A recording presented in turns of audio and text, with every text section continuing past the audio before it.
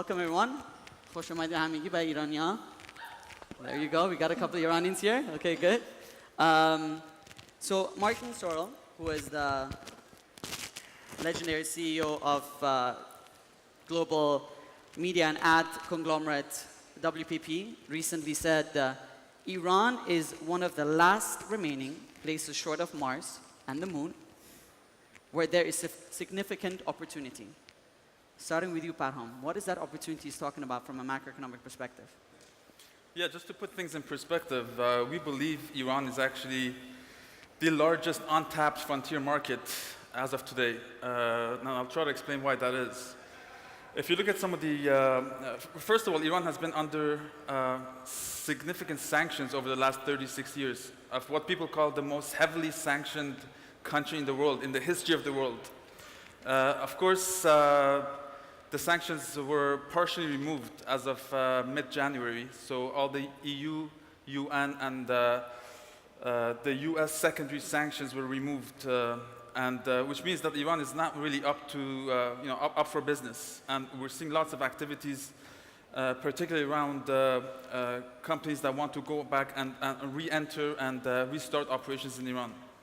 If you look at some of the macroeconomic indicators in terms of what makes Iran so interesting, some of the key demand drivers, Iran is the second largest MENA economy with a GDP of around 430 billion. The economy is quite diversified, so contrary to what people believe, the oil and gas sector only consists of around 20% of the GDP. So Iran is actually the world's second largest, has the world's second largest carbon reserves, energy reserves. The economy is expected to grow, to have the fastest growth in the region at around 6%.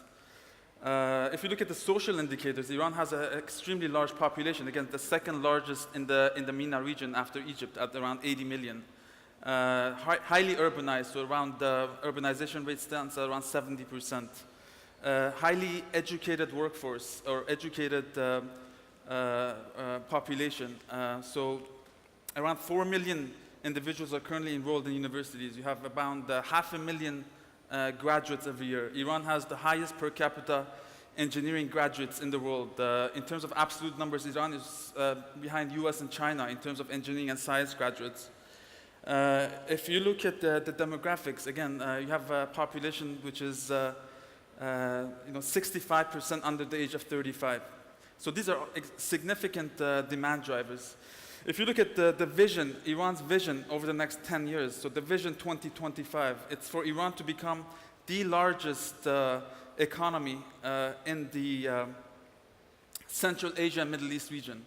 When it comes to, so they want to be number one in economic size, science, and technology.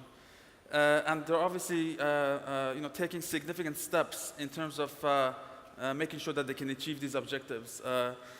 There's, in terms of research alone, 3% of the GDP is dedicated to research. There's significant improvements in terms of making collaborations between innovation centers, research centers, and universities.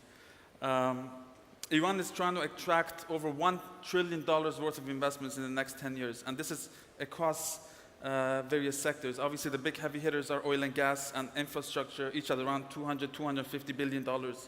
But if you look at technology and IT spend, again, we're expecting around $30 billion of investments in Iran in the next 5 years alone.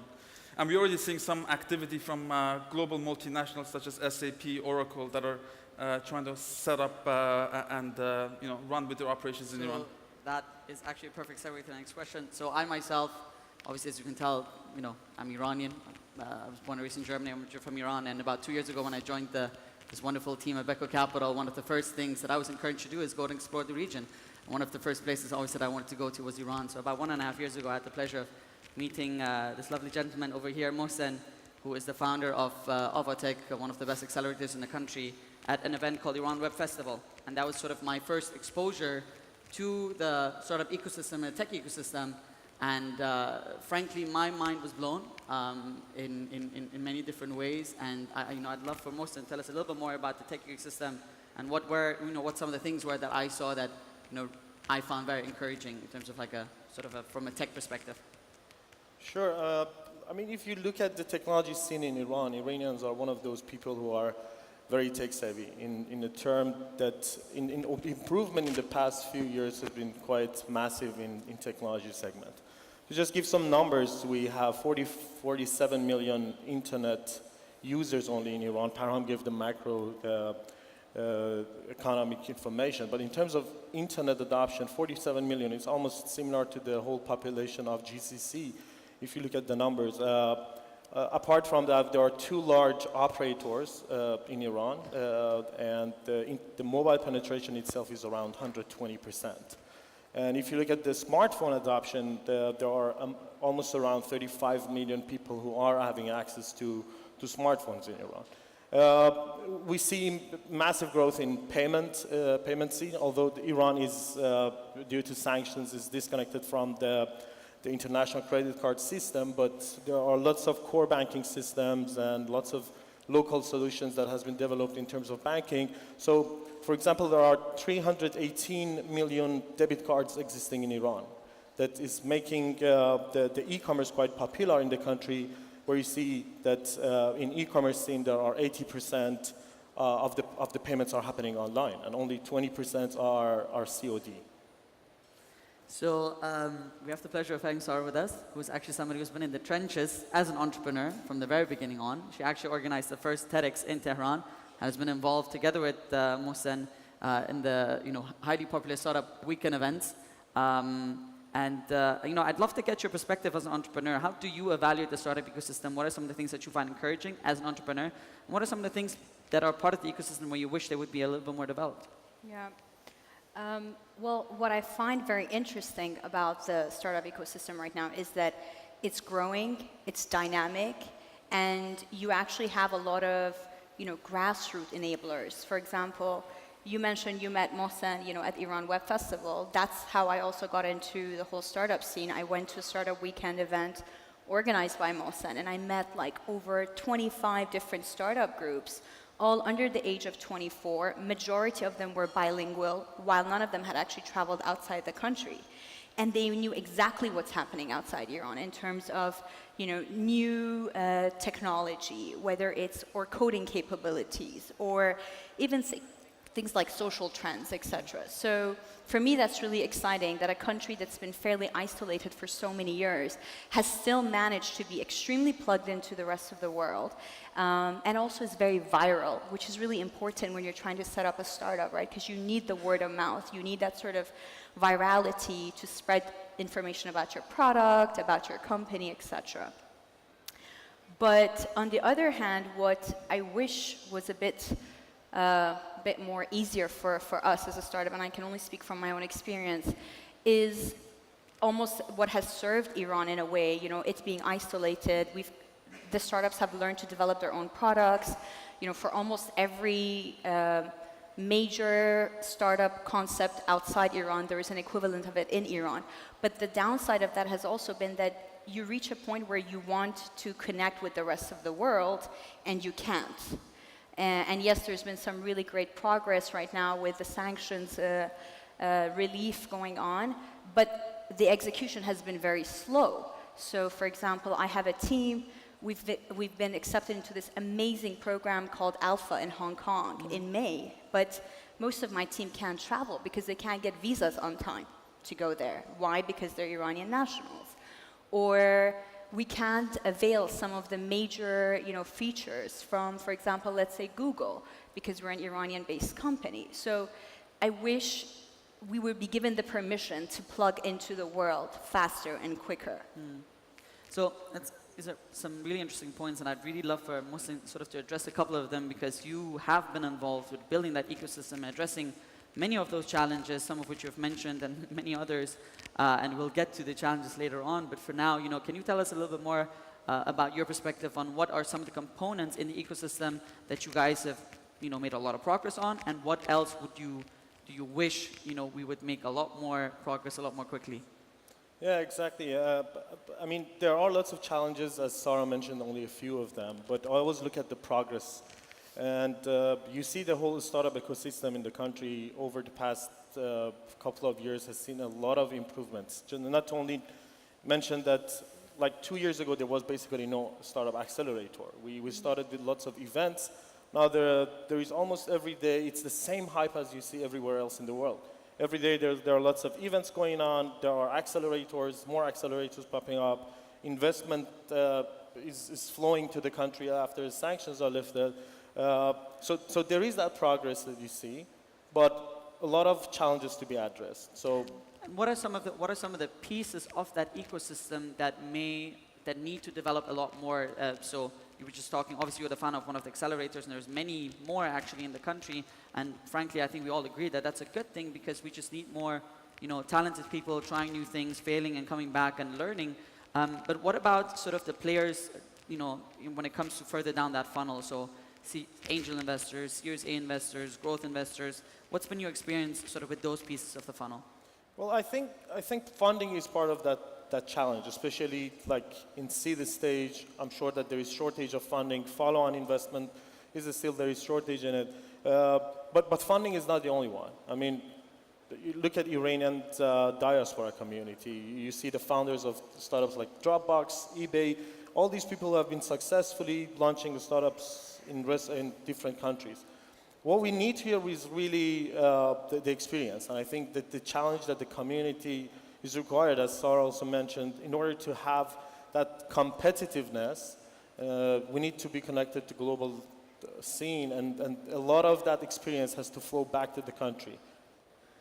Param, you have actually quite a bit of experience with, both advising people, sort of international players to come to the market, whether investors or operators, and you yourself were also, working on setting up a fund. So what's been your experience sort of like, in your attempts and in your mission sort of to fill those other pieces of the funnel? Yeah, I think it's really important to basically look at both sides of the scale. I mean, on one side, there's tremendous opportunities. We're seeing lots of traction from foreign companies, particularly European VCs, angel investors that want to go and set up funds and get involved. And we are seeing some activity, but there are, even though the sanctions have been removed, there are still lots of obstacles and challenges. For example, the main obstacle that remains is essentially the financial system is closed. Even though some of the banks have reconnected to SWIFT, the transfer of money in and out of the country is essentially a major challenge for anyone that wants to operate in Iran. And the fact that US sanctions are still in place. So if you're a US individual or a US entity, there's still significant limitations for you to be able to enter or operate in Iran. And because the sanctions, is really a gray area, it's not clear black and white. Even though there's lots of interested parties that want to go to Iran, and they can do lots of assessments and delegation visits and go and sit with the likes of Mohsen and understand where the opportunities are.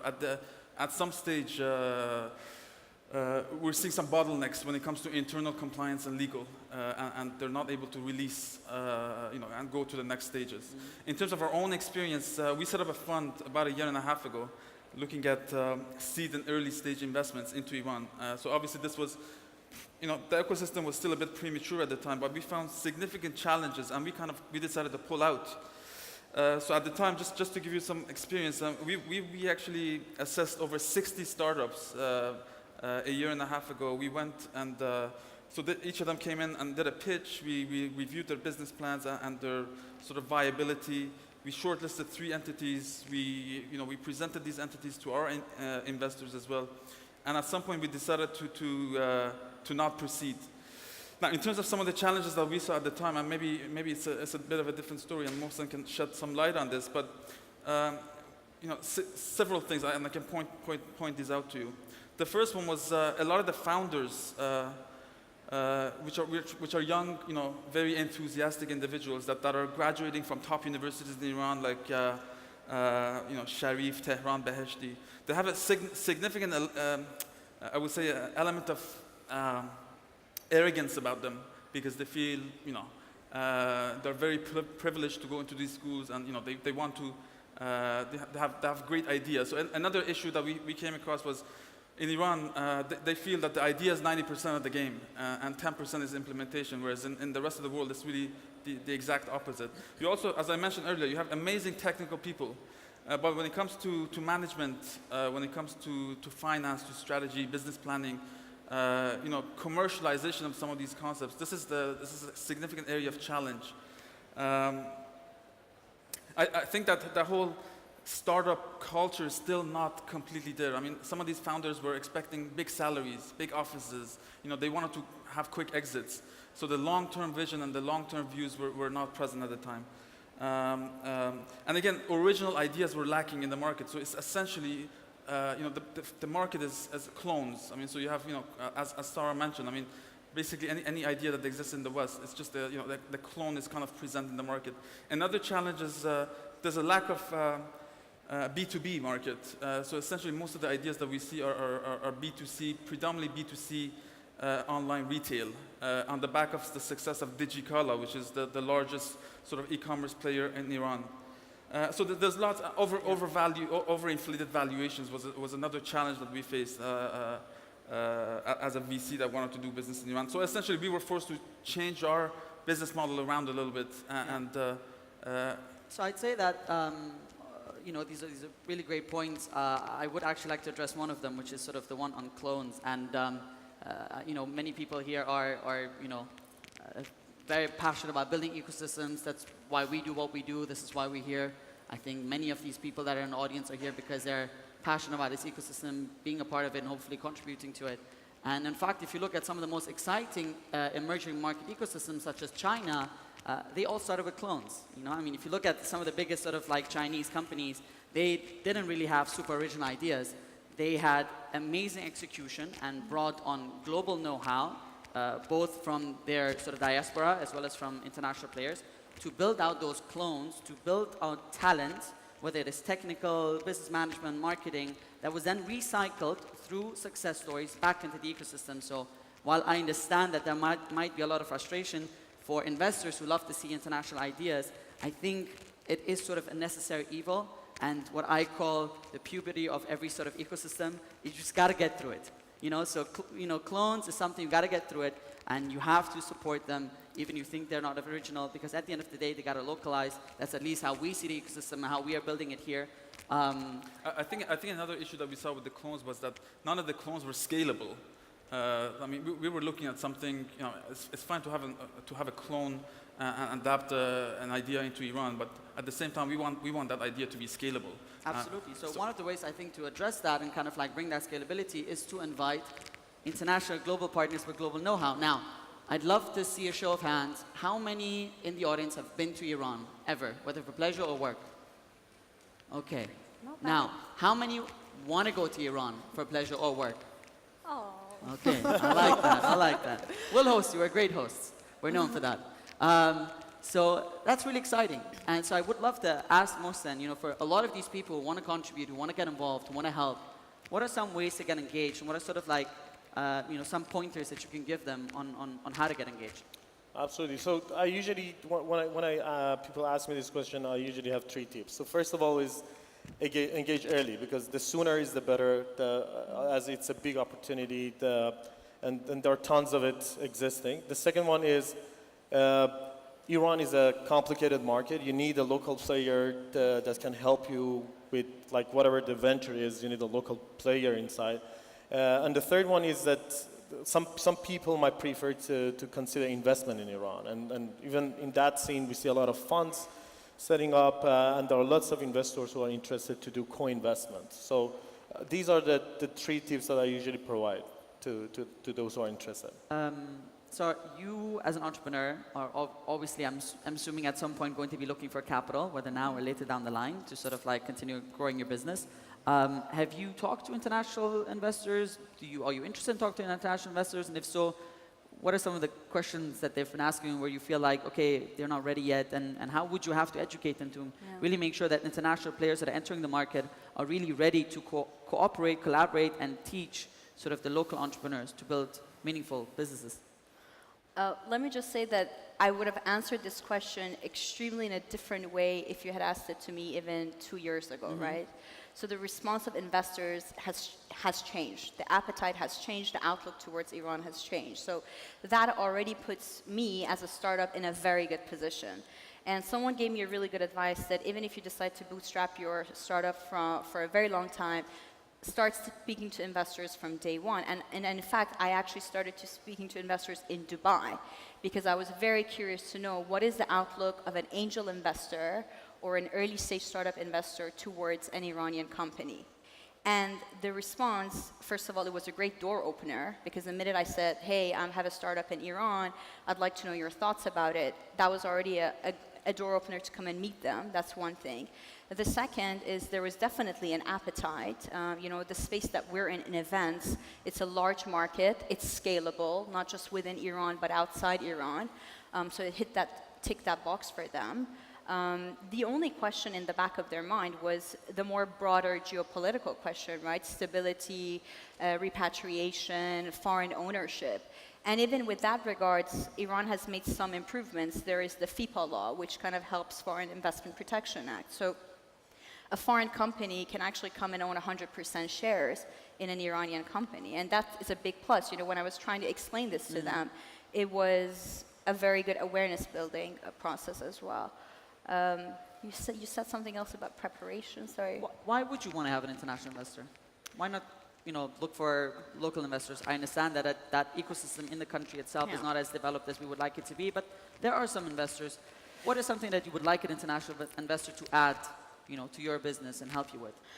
First, the investment or investors in Iran, when it comes to startups, as you know from Beko Capital, it's a very different game than being a private equity for real estate, right? So that itself is a very nascent community. And Iranian investors in the space of angel VCs are fairly new to the game. So while they can add a lot of value, I'm sure that a Beko Capital that has been doing this now for a much more longer time, or one in another market, can add a lot of value to me because they've very likely seen my model play out somewhere else. They can give me global benchmarks. They can give me the do's and don'ts that has worked in the past. And they can also provide strategic partnerships, right? They can advise you with sort of your global expansion, your recruitment, your talent acquisition, etc. I think there is an amazing synergy if a foreign investor comes and partners up, and I don't say just invest, but partners up with a startup. And I just wanted to say something else as well. I agree with you, by the way. We've got a lot of raw talent, but very weak management skills in Iran. But that's also an opportunity. It's an opportunity for foreigners to come in and transfer their knowledge to us, the startups, and help us do a better job. Yeah, collaborative. Or Iranian diaspora, like myself, like you, pretty much all of us on this table except Mohsen, sorry, who can go back to Iran and partner up with a local talented kid. And that's synergy. That's the true form of collaboration. That is amazing. I think is a great opportunity. I agree with that. So as a final sort of question, I'd love for everybody sort of to answer that. We've talked a lot about sort of the macro. We've talked a lot about the challenges and addressed some of them. And there's certainly a lot more work that needs to be done, and I'm glad to see Mohsen working on it day and night, to solve many of those challenges. But I'd love to talk a little bit about opportunities, and I'd love to ask every single one of you, and I'd love to take a hit at that question myself at the end. What is sort of a sector that you are extremely sort of excited about in Iran, and maybe even is there a specific company that you'd love to work with, or maybe is there an international player that you'd love to bring to the country, and why? In terms of a specific sector, I'm quite interested and passionate about travel and tourism. Iran is currently taking on around 4 million tourists every year, and they have plans to expand this to around 25 million in the next 5 years. So there's tremendous opportunities available in that space, and for me, the segment that I would put my money in would be the online travel market. Okay, Mohsen? So it's quite a tough question. As you know, there are lots of areas that need a lot of improvement. But I would say transportation, and specifically delivery, which is one of those bottlenecks when it comes to growing startups especially. There is a huge room of improvement in delivery and transportation in Iran. Sarah? I was going to say hotel booking, but you took that. Oh, So I would say recruitment, because we have an amazing incumbent player right now, but they've kind of become a bit complacent. They're very expensive. I think, and it's all going to be about human capital in Iran, right? So if someone can go in there and do something better with a better expertise than LinkedIn, then kudos to them. Okay. So I myself am extremely excited about many sectors, but I kind of want to answer this question a little bit more broadly. As I was saying initially, 1.5 years ago, I had the pleasure of going to Iran Web Festival and visiting Iran, frankly, on a professional basis for the first time.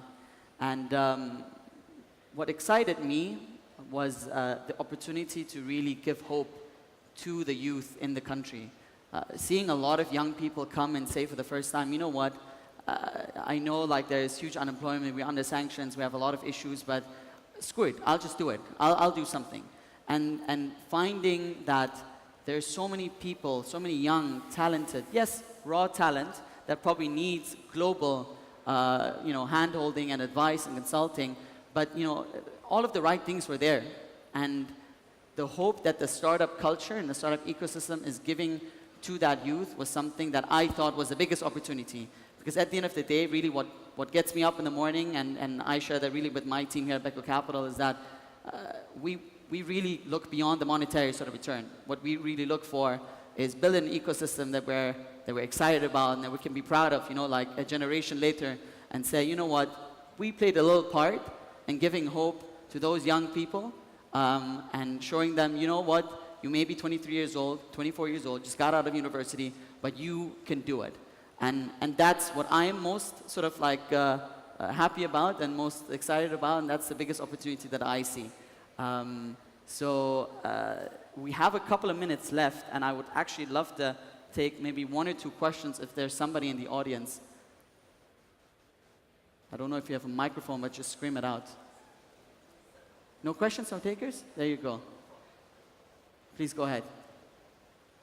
There's a mic. Hi, my name's Mike Butcher. I'm the editor-at-large for TechCrunch, and I would like to give you my contact details, all of you. You don't need a clap. I haven't said anything yet. One of the things I think, I'm based in London, so you can imagine the kind of things we read about Iran. Hello. But what I think is very interesting is this enormous nascent desire in your country to get involved. How difficult is it going to be? I mean, surely there are going to be some terribly big obstacles for outside investors and for partnerships in the near future. I mean, what do you think is going to be the biggest challenge to getting involved in the ecosystem, to connect, etc.? What are the biggest challenges? Maybe I'd love for sort of like Mohsen to take this question. And if I may, if you allow me sort of like elaborate on that question, please also address one way at least of how we could overcome that challenge.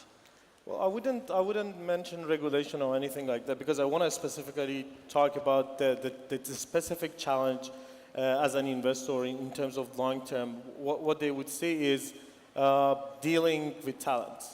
And I think if it's going to be a long-term investment where they really train people, that's going to be successful. But if don't, we have seen how Rocket Internet is struggling in the country. So it's just basically because of the way they haven't really put enough into developing and training the talent.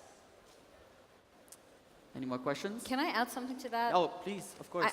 I want to use a word, Middle East Standard Time, MST. Things move slow in our region, including in Iran. Companies come and they want, things to move fast. You're a startup, speed is the name of the game. Patience is the biggest virtue. I think someone coming into Iran, they need to understand that things are going to drag. You're not going to get an answer right away, and most people lose patience. So if they can hang in there, they'll see the results of their labor. I believe we have time for probably one more question. The lady, I think, was first. Hi, I'm a journalist from the Arabian Marketer. You mentioned that for every great example outside, there is an example inside Iran, so there are equivalents. Anybody who wants to partner with Iran right now, and by that I mean any global or external company, is kind of confused on how should they look at partners, how should they identify the way to come in. Now, how do you simplify it for them? Are there resources? Is there an association they can talk to? Paro, maybe I think very good question for you. Go You to can Farhan. use the services of Frontier Partners. But the typical approach that we're seeing is actually through a strategic partnership or a JV. There's obviously lots of challenges. I mean, a lot of the Iranian companies are not very transparent. They don't want to open up their books. Even if you sign an NDA, they don't want to give away their trade secrets. They're still very wary of foreign investors. But you really have to do your homework and diligence on whoever you want to partner with. Who the shareholders are. What's their financial position. What's their IP. I mean, it's really difficult because Iran has been isolated, and this is typically the culture. They're very closed, and they don't want to share this information, data. So even the negotiation process could be very lengthy. And again, that culture is not there because the precedence hasn't been set. You don't have a flood of international investors that are making these partnerships happen. So it's going to be a slow burner. But we're optimists. So on a positive note, you come and talk to me, and we'll make it work for you. Whatever you want to do in the country, don't worry about that. Thank you, everybody. We're out of time. It was a pleasure. خیلی ممنون.